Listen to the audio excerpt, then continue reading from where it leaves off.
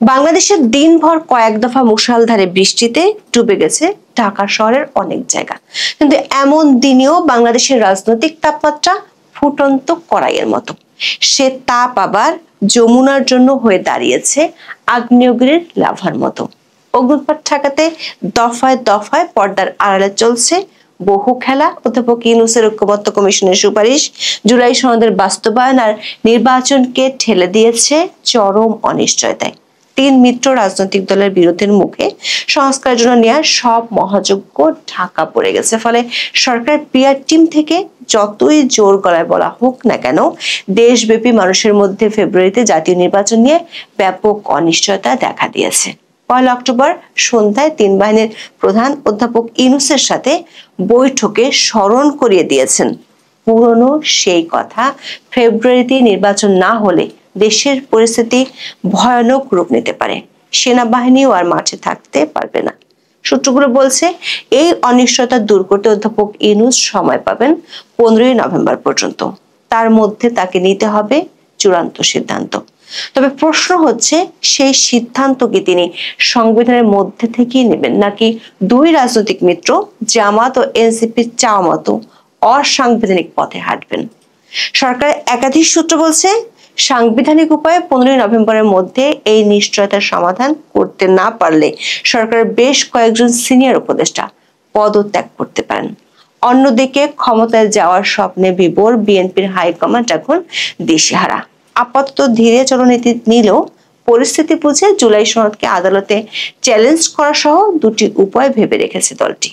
পর্দার আড়ালে সরকারি কিংস পার্টি এনসিপির সাথে আসন ভাগাভাগি এবং ক্ষমতায় গেলে মন্ত্রিত্বের বিষয়টি নিয়ে বিএনপি চালাচ্ছে সমঝোতার চেষ্টা। তবে নাছোড় বান্দা জামাত ইসলামী। নির্বাচনের আগে গণভোট নিয়ে আপাতত অনড় অবস্থানে থাকতে চায় দলটি। সময় বুঝে আরো দাবি নিয়ে মাঠে নামবে তারা, লক্ষ্য নির্বাচন পেছানো। প্রশ্ন হলো, ঘরে ও ঘরের বাইরে নিয়ত দমকা হওয়া বইতে থাকা চরম প্রতিকূল পরিবেশের মধ্যে অধ্যাপক ইউনূস এখন কি করবেন? বিস্তারিত জানতে চলুন যাওয়া যাক বিশ্লেষণ। অধ্যাপক ইউনূসের ঘোষিত সময়ের মধ্যে জাতীয় সংসদ নির্বাচন হতে গেলে বাকি আছে 3.5 মাস। এমন সময় যেখানে চায়ের টেবিলে থেকে রাজনীতির মাঠে সবখানে আলোচনার বিষয় হওয়ার কথা ছিল কে কোন আসনে দাঁড়াচ্ছে, কার দিকে পাল্লা ভারী, ভোটাররা কেন কাকে ভোট দিবেন, এসব। অথচ গণমাধ্যম থেকে শুরু করে রাজনীতির মাঠ সবখানে আলোচনার বিষয়বস্তুর একটি শঙ্কা, সেটি হলো ফেব্রুয়ারিতে নির্বাচন হবে তো। এসব আলোচনায় কান পাতলেই শোনা যায় বেশিরভাগ মানুষের মনে হয় নির্বাচন ফেব্রুয়ারিতে হবে না কিংবা হওয়া সম্ভব নয়। যারা একটু আশাবাদী তারা মনে করেন নির্বাচন হলেও সেটি হবে খুব খারাপ নির্বাচন। অথচ গত বছর আগস্টে ক্ষমতার পট পরিবর্তনের পর দেশের বেশিরভাগ মানুষের চাওয়া ছিল একটি অবাধ, সুষ্ঠু, নিরপেক্ষ ও অন্তর্ভুক্তিমূলক নির্বাচন। সেই চাওয়াটাই এখন সবচেয়ে বেশি অনিশ্চয়তা আর বিরোধের মুখে পড়েছে। দর্শক, বাংলাদেশের বর্তমান রাজনৈতিক অচলাবস্থার মোড়ে আছে জুলাই জাতীয় সনদ 2025 এবং এর বাস্তবায়ন পদ্ধতি নিয়ে সৃষ্ট বিরোধ। মূলত 3টি বিষয় নিয়ে বিরোধ চরমে উঠেছে। এক, গণভোট জাতীয় নির্বাচনের আগে নাকি একই দিনে হবে। দুই, রাজনৈতিক দলগুলোর সাথে আলোচনা করে সিদ্ধান্ত নেওয়ার পরেও জুলাই সনদে নোট অফ ডিসেন্টের বিষয়গুলো গায়েব করে দেওয়া। 3, সংসদকে তুচ্ছ তাচ্ছিল্য করে ঐক্যমত্য কমিশনের সুপারিশে 270 দিন বা 9 মাসের মধ্যে স্বয়ংক্রিয়ভাবে বাস্তবায়নের আদেশ জারি করা। সাথে আছে জুলাই সনদ বাস্তবায়ন আদেশে কে স্বাক্ষর করবেন, রাষ্ট্রপতি নাকি প্রধান উপদেষ্টা। নোট অফ ডিসেন্ট গায়েব হয়ে যাওয়াকে বিএনপি বলছে প্রতারণা। গণভোট নিয়ে জামাত ইসলামীও তাদের অনুসারীরা বলছে নভেম্বরে গণভোট হতে হবে। অন্যদিকে বিএনপিও তাদের অনুসারীদের দাবি সংসদ নির্বাচনের আগে গণভোট হতে পারবে না। দর্শক, জাতীয় ঐক্যমত্য কমিশন 2 বিকল্প প্রস্তাবই সরকারের কাছে পেশ করেছে। সমস্যা হলো, যিনি সরকার প্রধান তিনি ঐক্যমত্য কমিশনের প্রধান।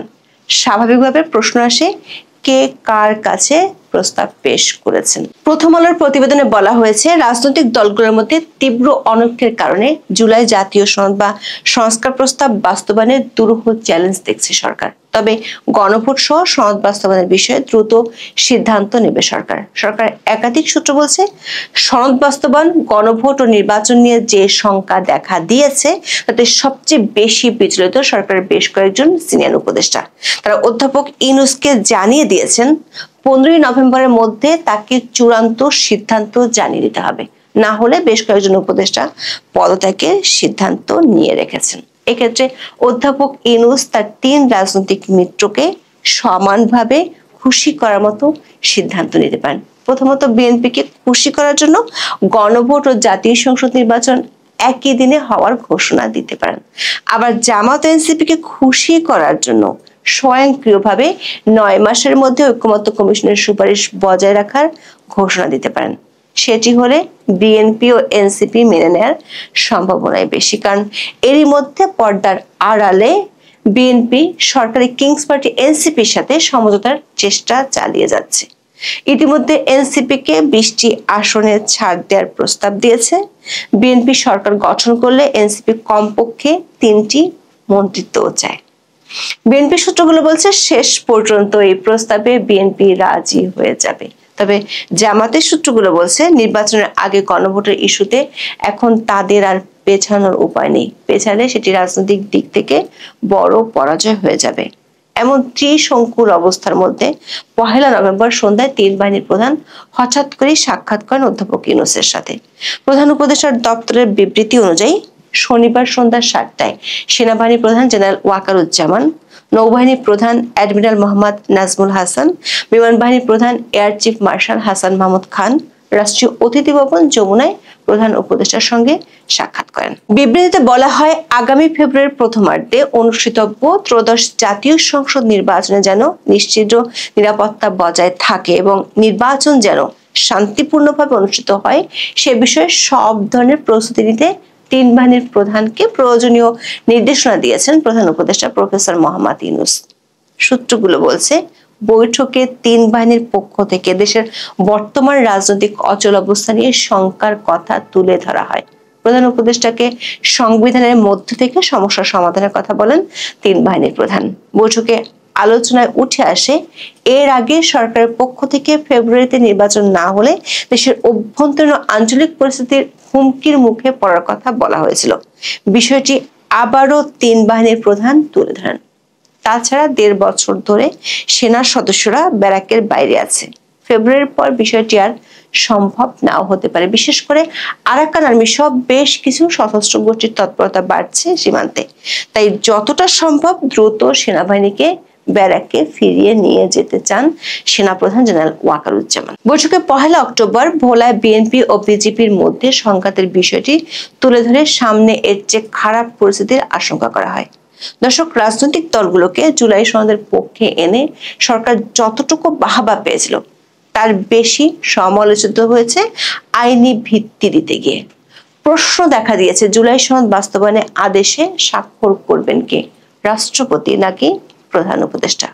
সরকার সংশ্লিষ্ট একাধিক পক্ষ থেকে বলা হয়েছে, অসাংবিধানিক কিছু করা হলে সেটি বিপদ বাড়াতে পারে। 270 দিন বা 9 মাসের মধ্যে স্বয়ংক্রিয়ভাবে জুলাই সনদ পাশ হওয়ার বিধানটি অসাংবিধানিক। এটি থাকলে রাষ্ট্রপতি মোহাম্মদ শাহাবুদ্দিন জুলাই সনদে স্বাক্ষর নাও দিতে পারেন, এমন তথ্য আছে সরকারের কাছে। আবার সরকারের উপর চাপ বাড়াতে বিষয়টি নিয়ে বিএনপি আদালতে যাওয়ার চিন্তাও করে রেখেছে। বিএনপিপন্থী আইনজীবীরা এরই মধ্যে জুলাই সনদকে আইনিভাবে চ্যালেঞ্জ করার মতো কমপক্ষে 4টি পয়েন্ট চিহ্নিত করে রেখেছে, যেগুলো আদালত ও সংসদের সাংবিধানিক ক্ষমতাকে সুপারসিড করে। দর্শক, একদিকে অধ্যাপক ইউনূসের সিনিয়র উপদেষ্টারা হতাশ, অন্যদিকে মিত্ররা মুখোমুখি অবস্থানে। আবার নিরাপত্তা শঙ্কার কথা সরকারকে জানিয়েছে সংশ্লিষ্ট বাহিনীগুলো। এমন পরিস্থিতিতে অধ্যাপক ইউনূস আগামী 15 নভেম্বরের মধ্যে কি সিদ্ধান্ত নেবেন?